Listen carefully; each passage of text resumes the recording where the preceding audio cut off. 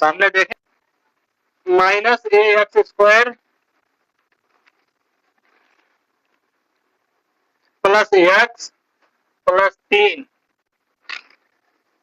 का एक शून्य ए है तो ए का मान बताओ। एक शून्य कितना दिया, ए दिया है, तो ए का मान हमसे पूछ रहा है। ठीक, तो एक्स की जगह पर क्या करेंगे, एक रखेंगे, तो रखो यहाँ पे ए की घात 3 माइनस ए और ए का स्क्वायर प्लस ए और प्लस 3। ठीक, हमसे ए का मान पूछ रहा है।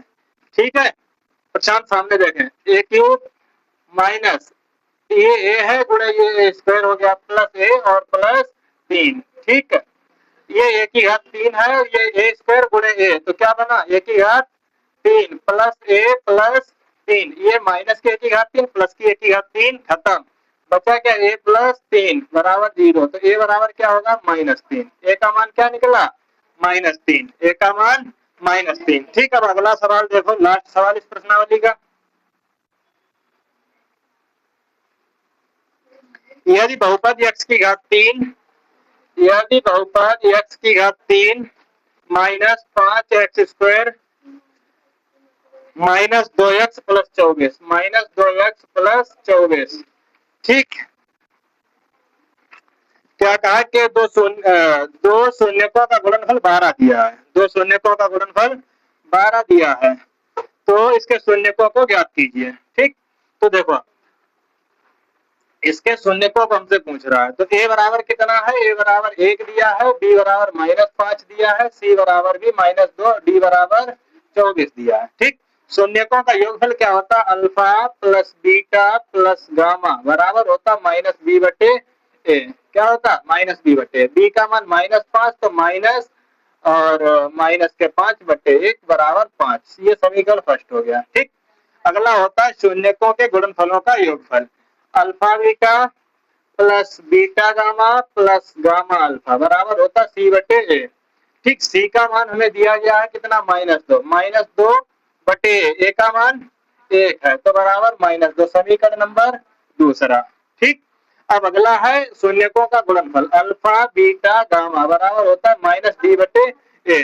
डी का मान हमें दिया 24, कितना दिया, 24, तो -24 बटे ए का मान 1 है, तो -24। ये समीकरण नंबर क्या बन गया, तीसरा।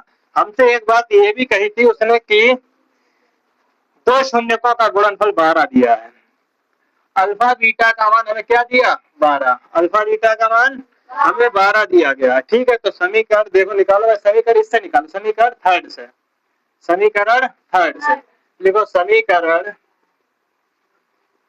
थर्ड से। ठीक, क्या है, alpha beta gamma, alpha beta gamma बराबर कितना है, -24, अल्फा बीटा का मान 12 दिया, 12 गामा बराबर -24, तो 12 दूनी 24, तो गामा बराबर कितना आया, -2, गामा का मान क्या आ गया, -2 आ गया है। अब हमें क्या निकालना है, अल्फा और बीटा निकालना है, तो गामा रख लो, समीकरण फर्स्ट में रख लो, इसमें रख लो alpha beta gamma, alpha plus beta plus gamma का मान कितना है, -2 बराबर कितना, 5। ठीक, अल्फा प्लस बीटा -2 बराबर 5, तो अल्फा प्लस बीटा बराबर हो जाएगा, ये तो जुड़ जाएगा आकर 7।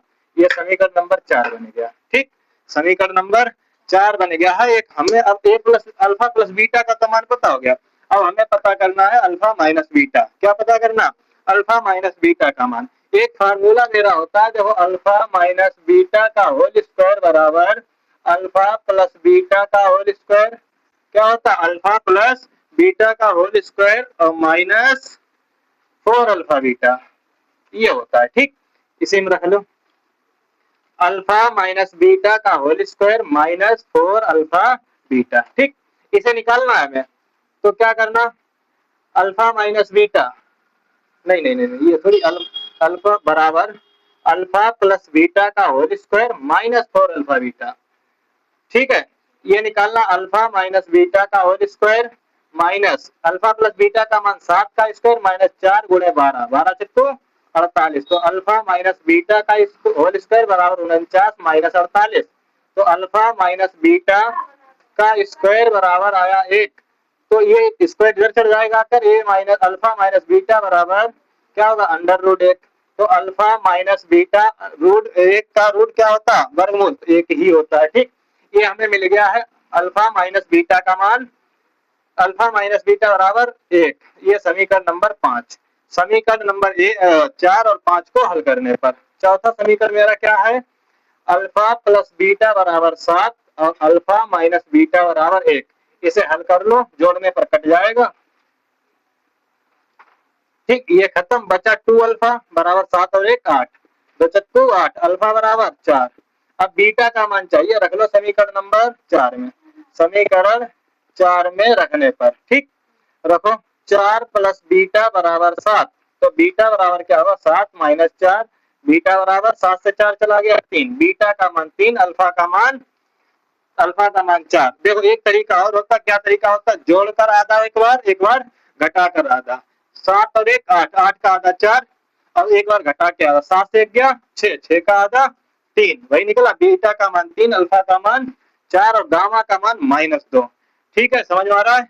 ठीक, कहीं पर कुछ डाउट हो तो पूछ लिया करें कमेंट में।